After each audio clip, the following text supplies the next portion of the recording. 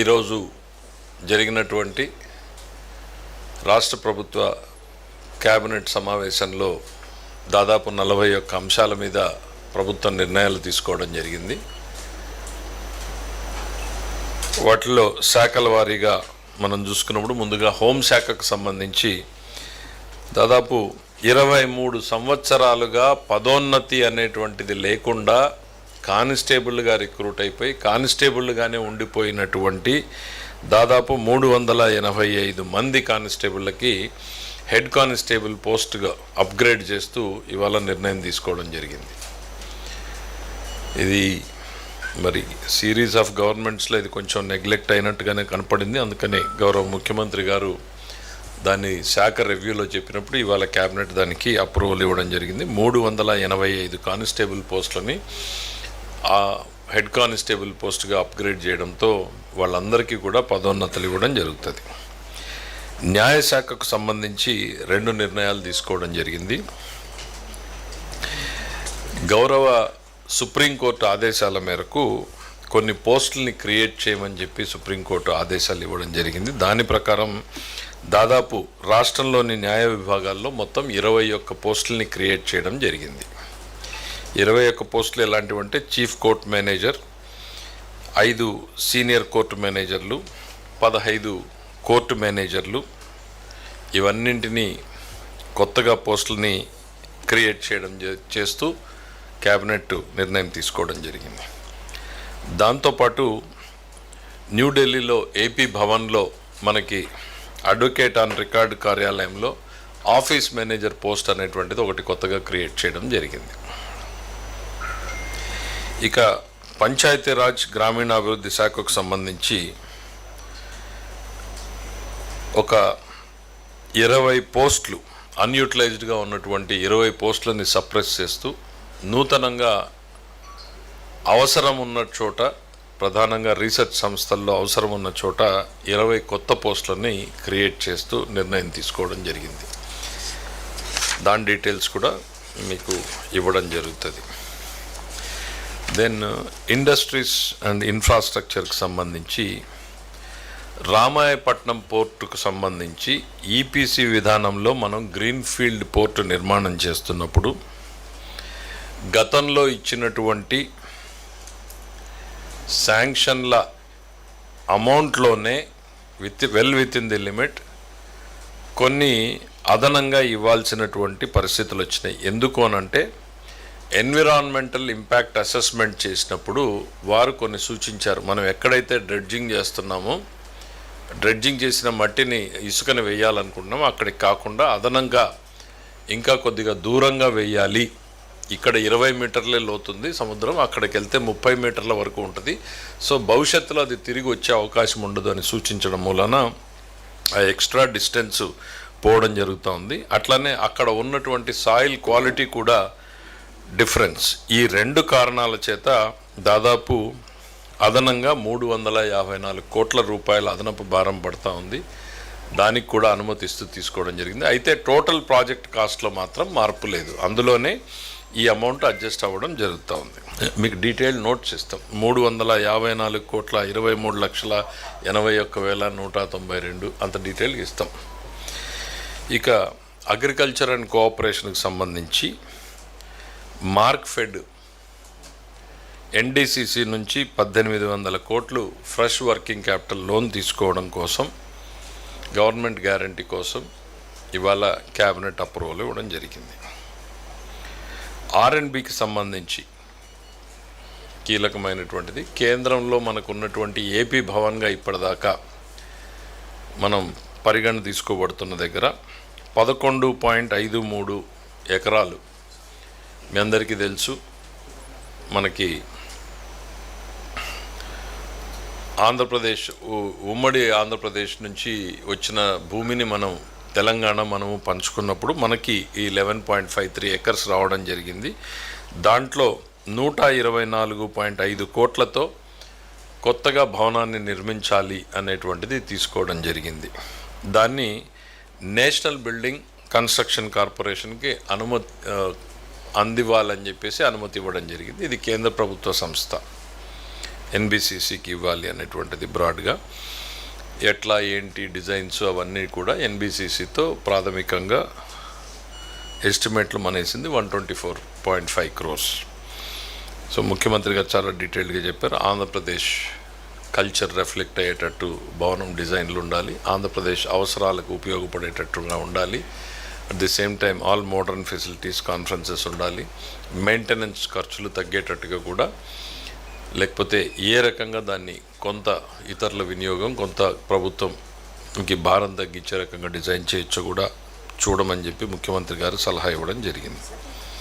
PPP కాదు, straight అవే అది పీపీపీలో చేపట్టడానికి వీలు లేదు కాబట్టి అది కేవలం ఆంధ్ర ప్రభుత్వమే చేస్తూ ఉంది. మనం కాకపోతే we can rent it out, lease it out, అట్లాంటి ప్రొవిజన్స్ ఉంటాయి, వాటిని పరిశీలించమని చెప్పారు. బట్ బేసిక్గా ఆంధ్రప్రదేశ్ సంస్కృతిని ప్రతిబింబించేలాగా భవనం ఉండాలి అనేటువంటిది, దానికి మంచి పేరు కూడా సూచించవచ్చు. మీరు కూడా పౌరులుగా ఆంధ్రప్రదేశ్ భవనానికి ఊరికే సింపుల్గా ఏపీ భవన్ అనేటువంటి పేరుతో కాకోకుండా కొంతమంది స్వర్ణాంధ్ర భవన్ అన్నారు, ఇంకా ఏదైనా బెటర్ నేమ్స్ ఉంటే కూడా సజెస్ట్ చేయండి. ఆంధ్రప్రదేశ్ కల్చర్ రిఫ్లెక్ట్ అవ్వాలి, లేకపోతే ఆత్మగౌరవం రిఫ్లెక్ట్ అవ్వాలి, మన ఆ రకమైనటువంటి పేర్లు సజెస్ట్ చేయమని చెప్పి కూడా కోరడం జరిగింది. ఇక మున్సిపాలిటీస్లో మనం వేస్ట్ టు ఎనర్జీ ప్లాంట్స్ ఇచ్చాం. అంటే అక్కడ ఉత్పన్నమవుతున్నటువంటి చెత్త నుంచి ఎనర్జీ తయారు చేసుకునేటువంటి ఆల్రెడీ మనం అక్కడ ఉన్నటువంటి ల్యాండ్ ఆ ప్లాంట్ పెట్టడానికి వాళ్ళకి అన్ని పర్మిషన్స్ ఇవ్వడం జరిగింది. అయితే ఇవాళ ఆ రిజిస్ట్రేషన్ ఛార్జెస్ ఒక 2% ఏవైతే ఉన్నాయో ఆ ఎగ్జంప్షన్ ఇవ్వడం జరిగింది. దానివల్ల 25 కోట్ల రూపాయల విలువైన ప్రాజెక్టుల మీద మనం ఆ 2% ట్యాక్స్ని ఎగ్జంప్షన్ ఇవ్వడం జరుగుతూ ఉంది వేస్ట్ టు ఎనర్జీ ప్రాజెక్టులకు సంబంధించి. రెండవది మున్సిపాలిటీస్లోనే రకరకాల లోకల్ బాడీస్కి సంబంధించి కొన్ని దగ్గర షాపింగ్ కాంప్లెక్స్లు ఉన్నాయి, కమర్షియల్ కాంప్లెక్స్లు, షాపింగ్ కాంప్లెక్స్లు, దానికి యూనిఫామ్ రేటు లేకుండా ఉంది, ఒక్కో దగ్గర ఒక్కో రకంగా ఉంది. దాన్ని మొత్తం ఒక యూనిఫామ్ రేట్కి టర్మ్స్ అండ్ కాంట్రాక్ట్, ఒక రేట్ అని కాదు, యూనిఫామ్ టర్మ్స్. ఇప్పుడు ఏంటంటే కొన్ని దగ్గరలో 3 సంవత్సరాలకి లీజ్ ఎన్హాన్స్ చేసేలాగుంది, కొన్ని దగ్గరలో 1 సంవత్సరానికి ఉంది, కొన్ని దగ్గరలో 2 సంవత్సరాలకు ఉంది. అట్లా కాకుండా యూనిఫామ్గా ఎవ్రీ ఇయర్ 7% ఇంక్రీజ్ చేసేటట్టు ఒక అమెండ్మెంటు చేయాలనేటువంటిది. అట్లనే మున్సిపాలిటీ గతంలో గ్రౌండ్ ఫ్లోర్కి అదే రేట్ ఉంది, ఫస్ట్ ఫ్లోర్కి అదే రేట్ ఉంది, సెకండ్ ఫ్లోర్కి అదే రేట్ ఉంది. సహజంగా మనందరికీ తెలుసు ఫస్ట్ ఫ్లోరు సెకండ్ ఫ్లోరు రేట్లు తక్కువ వెళ్తాయి. అందుకని గ్రౌండ్ ఫ్లోర్ మీద ఫస్ట్ ఫ్లోర్ 20% తక్కువ ఉండేటట్టు, సెకండ్ ఫ్లోర్ అయితే 30% తక్కువ ఉండేటట్టు ఒక uniform policy across the state implement చేయాలనేటువంటిది నిర్ణయం తీసుకోవడం జరిగింది. అట్లానే మున్సిపాలిటీస్లో మరొకటి mutation charges, auto mutation charges పెడుతున్నాం. ప్రాపర్టీ ట్యాక్స్లో రిజిస్ట్రేషన్ అవ్వగానే వాళ్ళ పేర్లు అన్నీ నమోదయ్యేటట్టు దాని మీద ఛార్జెస్ కూడా డిఫరెంట్గా ఉన్నాయి. ఇప్పుడు ఎంటైర్ స్టేట్లో ఒకే రాష్ట్రంలోనే ఒక్కో మున్సిపాలిటీలో ఒక్కో రకంగా ఉన్నాయి. అందుకని నగర పంచాయతీల్లో 0.25%, మున్సిపాలిటీస్లో 0.5%, ఇట్లా స్లాబ్స్ ఇచ్చారు. ఏ గ్రేడ్ మున్సిపాలిటీకి ఎంత అనేటువంటిది ఒక యూనిఫామ్ పాలసీని అమలు చేసేలాగా ప్రభుత్వ క్యాబినెట్ నిర్ణయం ఈరోజు తీసుకోవడం జరిగింది. మరి దాంతోపాటు ఎంఏయుడిలోనే కృష్ణానది యొక్క కుడిగట్టు, మనం జనరల్గా కామన్ లాంగ్వేజ్లో కరకట్ట అని పిలుస్తున్నాం. ఇక్కడ ఈ కరకట్టని మోడర్నైజ్ చేయడానికి గతంలో ఎస్టిమేట్ వేస్తే కాంక్రీట్ వాల్ వేయాలనుకున్నప్పుడు 1304 కోట్లు ఎస్టిమేట్గా వేయడం జరిగింది. అయితే డిజైన్ని మార్చి మట్టి కట్టనే ఎక్స్పాండ్ చేసి రకంగా డిజైన్ చేయడంతో అది కేవలం 443 కోట్ల రూపాయలతో అయిపోతూ ఉంది. సో వెల్ ప్రూవెన్ మనకు ఉన్నటువంటి కరకట్టని వైడెన్ చేస్తూ, స్ట్రెంగ్తెన్ చేస్తూ, లెంగ్త్ను కూడా ఎక్స్టెండ్ చేస్తూ అన్నింటినీ తీసుకుంటే 443 కోట్లతోనే అయిపోతూ ఉంది. దానికి ఈరోజు క్యాబినెట్ ఆమోదం తెలిపింది. గతంలో అది 4.2 ఏదో ఉంది, ఇస్తారు మీకు డీటెయిల్గా ఇవ్వమని చెప్తాను. 4. ఆ కరకట్ట ఇప్పుడు ఏదైతే ఉందో ఒరిజినల్ డిజైన్, దాన్ని కాంక్రీట్ వాల్స్ వేసారు, 2 వాల్స్ వేసేటట్టు పెట్టారు. కాస్ట్ ఎక్కువ ఉంది, అంత అవసరం ఉండకపోవచ్చని రకరకాల డిస్కషన్ జరిగిన తర్వాత సంబంధిత శాఖలన్నీ కంబైన్డ్గా ఎఫర్ట్ చేసిన తర్వాత ప్రూవెన్ ట్రెడిషనల్గా మనం ఏదైతే వాడుతున్నామో మట్టి కట్టని విత్ రివిట్మెంట్ వేసేయడం వలన సేమ్ బెనిఫిట్ వస్తుంది, మనకి బ్యూటీ కూడా బాగుంటుంది, న్యాచురల్గా ఉంటుంది అనేటువంటి దాంతో చేయడంతో 443 కోట్ల రూపాయలతోటే అయిపోతూ ఉంది. అంతకుముందు దాదాపు 1300 crores వేసినటువంటి 11 కిలోమీటర్స్ టోటల్ కరకట్ట, 4 కిలోమీటర్స్ న్యూ రోడ్ ఇంకా ఎక్స్టెన్షన్కి సంబంధించింది అనుకుంటా. సేమ్ సైడ్ అంతే కదా. దెన్ నెక్స్ట్ ఎంఏయుడికి సంబంధించి దెన్ మనం ఇంటెగ్రేటెడ్ అమరావతిలో మనం ఏదైతే కాంప్లెక్స్ కడతా ఉన్నామో, ఆఫీసెస్ కాంప్లెక్స్, ప్రభుత్వ సెక్రటరేట్ భవనాలు మరియు హెచ్ఓడి కార్యక్రమాలు, జిఏడి టవర్సు ఇవేవైతే కడుతున్నామో దానికి సంబంధించినటువంటి గ్లాస్ క్లాడింగు, క్రౌను, యాట్రియము, క్యానపీ, స్కైలైటు, కాలం క్లాడింగు, పీవీ ప్యానల్సు, బిఎంయు ఇవన్నీ చాలా డీటెయిల్డ్గా లిస్ట్ ఉంది. అవన్నింటినీ కంబైన్డ్ అడ్మినిస్ట్రేటివ్ అప్రూవల్ వాటికి దాదాపు 2540 కోట్లకి ఇవ్వడం జరిగింది. సెక్రటరేట్ భవనాలకు సంబంధించినటువంటి వివిధ పనులకు సంబంధించినటువంటిది అడ్మినిస్ట్రేటివ్ అప్రూవల్ ఇవ్వడం జరిగింది. అంటే హెచ్ఓడి సెక్రటరేటు, హెచ్ఓడీసు, జిఏడి టవర్సు ఏవైతే ఉన్నాయో అవన్నీ మీరు ఇచ్చేటప్పుడు డీటెయిల్గా కొంచెం ఏమేమి ఆ సంబంధిత శాఖ ఇచ్చిన డీటెయిల్స్ షేర్ చేయండి. రెండవది పురపాలిక పట్టణాభివృద్ధి శాఖ సేమ్ క్వాంటమ్ వ్యాలీకి ఏవైతే ట్విన్ టవర్స్ మనం కట్టాలనేటువంటి ప్రతిపాదన ఉందో T1, T2 shell and core ఆ బేస్ స్ట్రక్చర్ కట్టడానికి 1200 కోట్ల రూపాయలు, 1208 కోట్ల రూపాయలకి అడ్మినిస్ట్రేటివ్ శాంక్షన్ని వాళ్ళ క్యాబినెట్ ఆమోదించింది. దాదాపు అందులో 37 లక్షల చదరపు అడుగుల కన్స్ట్రక్షన్ చేయడం జరుగుతుంది. ఇవి 2 టవర్స్గా నిర్మాణం చేయడం జరుగుతుంది. ఒక్కొక్కటి 43 అంతస్తులు ఉంటాయి. దీంట్లో క్వాంటమ్ టెక్నాలజీస్కి సంబంధించినటువంటి స్టార్టప్స్, కంపెనీస్ వారికి అవసరమైనటువంటి అన్ని ఫెసిలిటీసు ఆ క్వాంటమ్ టవర్స్లోనే ఏర్పాటు చేసేటట్టు నిర్ణయం తీసుకోవడం జరిగింది. దెన్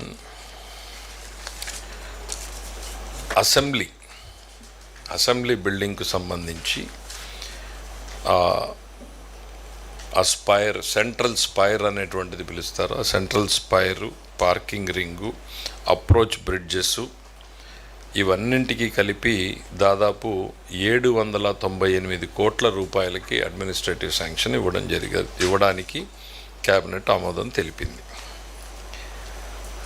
దెన్ నెక్స్ట్ ఎంఏయుడిలో జోన్ 2లో ఉండవల్లి గ్రామంలో ల్యాండ్ పూలింగ్కి సంబంధించి లేఅవుట్లలో roads, drains, drinking water, storm water drains ఇవన్నింటికి, పవరు, యూటిలిటీసు ఇవన్నింటికి కానీ 580 కోట్ల రూపాయలకు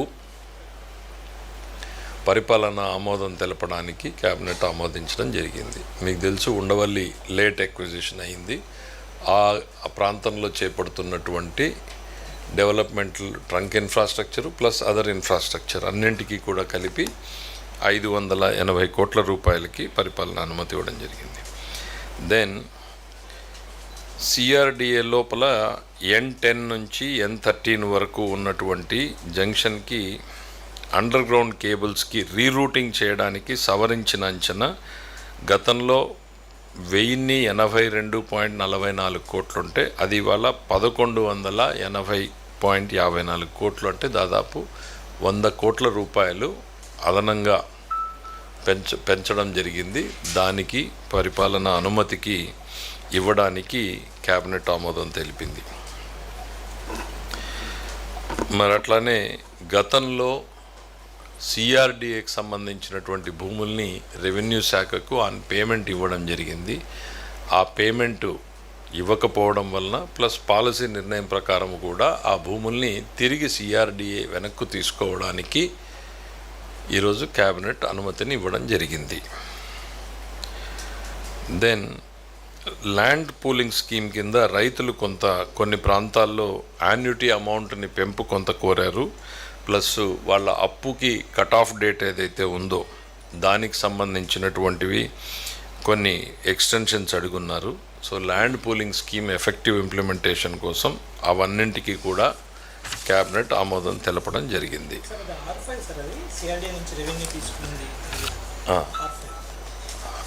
R5 జోన్. దెన్ నెక్స్ట్ సిఆర్డిఏకి మన కొత్త కేటాయింపులు కొన్ని చేయడం జరిగింది. అంటే ఏదైతే అథారిటీ తీసుకున్న నిర్ణయాన్ని ఇవాళ ఆమోదించడం జరిగింది. దాంట్లో ప్రధానంగా మనకి 4-5 అంశాలే ఉన్నాయి. ఒకటి, సెబీ ఏదైతే security exchange board of India ఉందో వాళ్ళకి ఒక 1.5 acres ఇవ్వడం జరుగుతుంది. స్వామినారాయణ గురుకులం వాళ్ళకి స్కూల్కి భూమి కేటాయించడం జరిగింది. ఒక ఫైర్ డిపార్ట్మెంట్కి సంబంధించి భూమి కేటాయించడం జరిగింది. డిఏవి పబ్లిక్ స్కూల్కి సంబంధించి భూ కేటాయింపులు ఏదైతే సిఆర్డి అథారిటీ చేసిందో దాన్ని కూడా ఇవాళ క్యాబినెట్ ఆమోదించింది. నెక్స్ట్, జలవనరుల శాఖ వాటర్ రిసోర్సెస్కి సంబంధించి పోలవరం ప్రాజెక్టులో నిర్వాసితులైనటువంటి వారికి గతంలో ఉన్నటువంటి పాలసీతో పాటు ఇంకొక అడిషనల్గా ఆప్షన్ ఇవ్వడం జరుగుతూ ఉంది. అంతకుముందు ఇల్లు మనమే కాలనీ డెవలప్ చేసి మనమే ఇల్లు నిర్మించే వాళ్ళము. వాళ్ళు ఒకవేళ ఇండిపెండెంట్గా కట్టుకోవాలి అని అనుకుంటే వాళ్ళకి ఇల్లు నిర్మించడానికి యూనిట్ ధర 2.85 లక్షల నుంచి 3.57 లక్షల వరకు పెంచడం జరిగింది. దాంతోపాటు R&R కాలనీలో కాకుండా మేము బయట కట్టుకోవాలి అనుకునే వాళ్ళు ఎవరైనా ఉంటే వారికి హౌస్ సైట్కి ₹1,00,000 నుండి 2 లక్షల వరకు పెంచడానికి క్యాబినెట్ ఆమోదం తెలిపింది. వాటర్ రిసోర్సెస్లోనే మనకి పుష్కర లిఫ్ట్ ఇరిగేషన్ మెయిన్ స్కీమ్లో ఎస్కేప్ ఛానల్ నిర్మాణం చేపట్టడానికి మనం గతంలో ఇచ్చినటువంటి వర్క్లో ఇవాళ ఎస్కేప్ ఛానల్ అవసరం ఉంది అనేటువంటిది నిపుణులు చెప్పడంతో అక్కడ పనిచేస్తున్నటువంటి కంపెనీకే నామినేషన్ పద్ధతి మీద ఇవ్వాలని చెప్పేసి నిర్ణయం జరిగింది. అది దాదాపు 4.7 కోట్ల రూపాయలు. ఎందుకంటే సీజన్ లూజ్ అవ్వకుండా మనం వర్కింగ్ సీజన్లోనే ఎఫెక్టివ్గా ఆ వర్క్ మొత్తం కంప్లీట్ చేయాలి అనేటువంటి ఉద్దేశంతో 4.71 నామినేషన్ మీద ఇవ్వడానికి నిర్ణయం తీసుకోవడం జరిగింది. దాంతోపాటు మరి Handri Neeva Sujala Sravanthi project Punganur branch canal 26వ కిలోమీటర్ నుంచి 75వ కిలోమీటర్ వరకు కాంక్రీట్ లైనింగ్తో ఆధునీకరించడం కోసం గతంలో 207 కోట్ల రూపాయలకి ఎస్టిమేట్లు మంజూరు చేస్తే అవి రివిజన్ అక్కడ ఉన్నటువంటి మట్టి పొరలు ఇవన్నింటినీ అంతకుముందు షార్ట్ క్రీటింగ్ మెథడ్లో కంప్లీట్ చేయాలనుకుంటే నిపుణులు అది షార్ట్ క్రీటింగ్ కాదు రీఇన్ఫోర్స్డ్ కాంక్రీట్ వాడాలి అని చెప్పడం మూలాన ఆ రివిజన్ చేయడం జరిగింది. దానికి 309 కోట్ల రూపాయలకి పెంచడం జరిగిందంటే దాదాపు 100 కోట్ల రూపాయలు అదనానికి పెంచడానికి క్యాబినెట్ అనుమతి ఇవ్వడం జరిగింది. ఇక రెవెన్యూ శాఖకు సంబంధించి తిరుపతి జిల్లా రేణిగుంట దగ్గర ఒక స్పోర్ట్స్ స్కూల్ పెట్టడానికి సంస్థ ముందుకు వచ్చింది. సన్ రైజ్ ఎడ్యుకేషనల్ ఇనిషియేటివ్స్ అనేవాళ్ళు. వాళ్ళు రెగ్యులర్ ఎడ్యుకేషన్తో పాటు కేంబ్రిడ్జ్ ఉంటుంది, IB ఉంటుంది. ఇవి రెండు ఉంటూ స్పోర్ట్స్ ఇనిషియేటివ్ చేపట్టడం జరుగుతుంది. వాళ్ళకి మార్కెట్ ధర ప్రకారం అంటే దాదాపు ఎకరాకు 1,12,00,000 రూపాయలు చొప్పున 10 ఎకరాలు ఇవ్వడం జరుగుతుంది. అంటే దాదాపు 11,36,00,000 రూపాయల విలువని నిర్ధారించడం జరిగింది. వాళ్ళకి మార్కెట్ విలువకి భూమి ఇవ్వడానికి క్యాబినెట్ ఆమోదం తెలిపింది. బేసిక్గా స్పోర్ట్స్ సెంట్రిక్ స్కూల్ వాళ్ళు నిర్మాణం చేస్తామని చెప్పడం మూలన. దెన్ అట్లానే కడప జిల్లాలో ఆధునిక డంపింగ్ యార్డు కోసం మున్సిపల్ కార్పొరేషన్కు దాదాపు 92 ఎకరాలని కేటాయించడం అనే కాస్ట్ బేసిస్ మీద మున్సిపాలిటీకి ట్రాన్స్ఫర్ చేయడం జరుగుతుంది. అట్లానే ప్రకాశం జిల్లాలో 22 ఎకరాలు దాదాపు APIIC ఇండస్ట్రియల్ హబ్కి కావాలన్నారు. దాన్ని కూడా మార్కెట్ విలువ ప్రకారం 13,98,000 ఎకరాకు చొప్పున వాల్యుయేషన్ వేయడం జరిగింది. 22 ఎకరాలకి దానికి దాదాపు 3 కోట్ల రూపాయలు. దెన్ అట్లానే చిత్తూరు జిల్లా యాదమరి మండలంలో Andhra Pradesh state trade promotion corporation వాళ్ళకి ఫ్రూట్ ప్యాకింగ్ అని, అసెప్టిక్ ప్యాకింగ్ అని ఈ అప్గ్రేడేషన్ యూనిట్ కోసం వాళ్ళు కొంత భూమిని అడిగితే ఎకరాకు 1,50,000 చొప్పున వాళ్ళకి 13 ఎకరాల భూమిని ఇవ్వడం జరుగుతూ ఉంది. మరి అనంతపురం జిల్లాకు సంబంధించి అహుడా ఏదైతే Anantapur Hindupur urban development authority ఉందో వాళ్ళు ఒక 11 ఎకరాలు మాకు లేఅవుట్ ఎంఐజీ లేఅవుట్ డెవలప్ చేయడానికి కావాలి అని అడిగారు. వాళ్ళకి ఇవ్వడానికి ప్రభుత్వం క్యాబినెట్ ఆమోదం తెలిపింది. మరి అట్లనే ఏలేశ్వరం, కాకినాడ జిల్లా ఏలేశ్వరం రిజర్వాయర్లో కేజ్ కల్చర్ ఏర్పాటు చేసేటువంటి ఫిష్ ఇన్ ఇండియా సంస్థకి ఆ కేజ్ కల్చర్ దానికోసం 10 ఎకరాల ప్రభుత్వ భూమిని కేటాయించడానికి ఆమోదం తెలిపింది. దాన్ని కూడా 10% ఆఫ్ ది మార్కెట్ వాల్యూ మనకి రేటు డిసైడ్ చేయడం జరిగింది. లీజ్, ఇది ప్యూర్లీ లీజ్ మోడల్.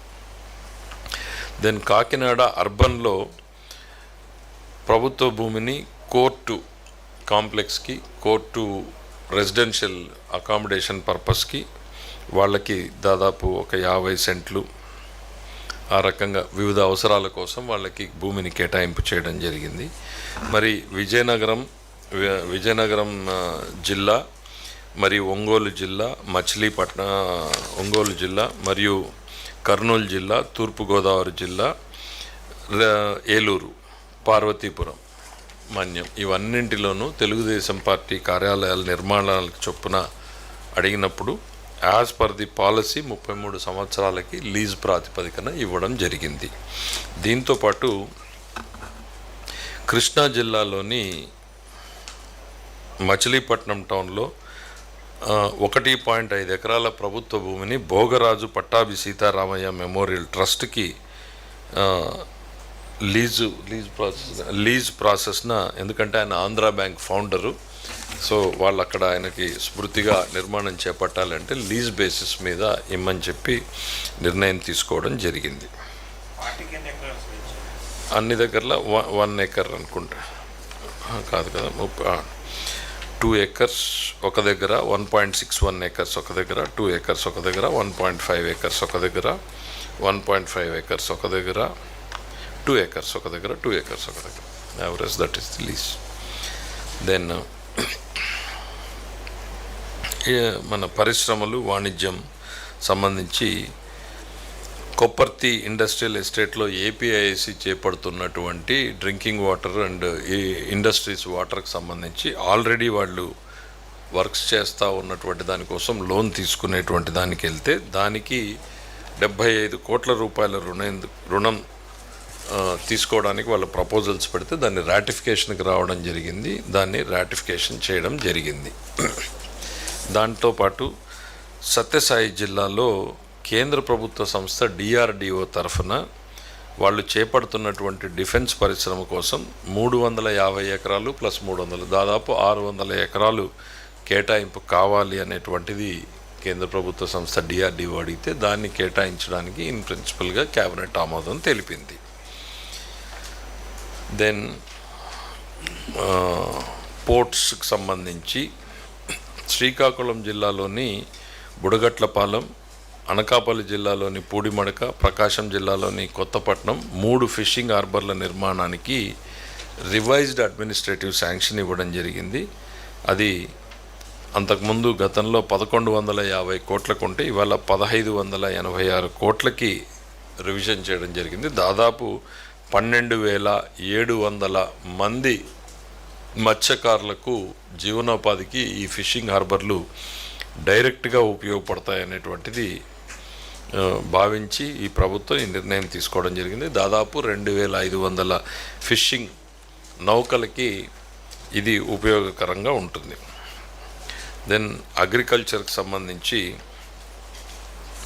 కిసాన్ డ్రోన్లతో విలేజ్ లెవెల్ ఫార్మ్ మెషినరీ బ్యాంకులకి మనం 24-25లో టెండర్లు పిలిచి ఆ ప్రోగ్రెస్ నడుస్తూ ఉన్నటువంటి ప్రక్రియలో కేంద్ర ప్రభుత్వం దగ్గర నుంచి మనకి ఇంకా డబ్బులు మిగిలిన్నాయి. వాటిని యూజ్ చేసుకోవడానికి మనకు సద్వినియోగం చేసుకునే అవకాశం ఉంది అని అంటే అవే నిబంధనల ప్రకారం వాళ్ళకి ఈ సీజన్ ఎక్స్టెండ్ చేసాం. So that we can make the better utilization. దాదాపు 14 కోట్ల రూపాయలు మనం యూటిలైజ్ చేసుకోవచ్చు అని అంటే వారికి గతంలో ఇచ్చినటువంటి సంస్థకే ఎక్స్టెన్షను ఈ ఇయర్కి కొనసాగించడం జరిగింది.